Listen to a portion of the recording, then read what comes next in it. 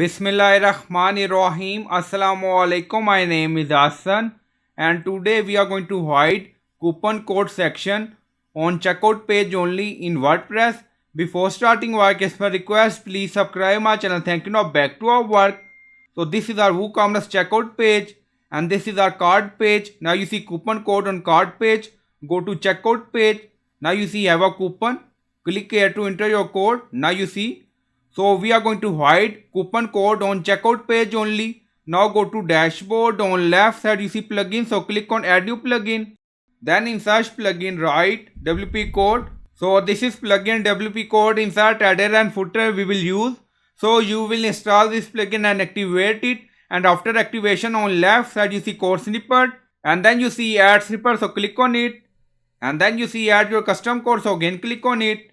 And then you see select the code type. Now select PHP snippet. So click on it. Now create custom snippet section open.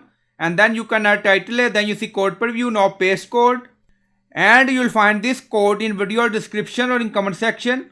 Now you see is checkout return false. So we are going to disable coupon section on checkout page. And then scroll down, you see insert method, auto insert location, run everywhere. On top you see inactive, now active, and then click on save snippet. Now snippet created and saved.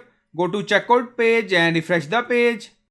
Now you see coupon section hide on checkout page. You don't see any coupon code section. Now go to cart page and refresh the page.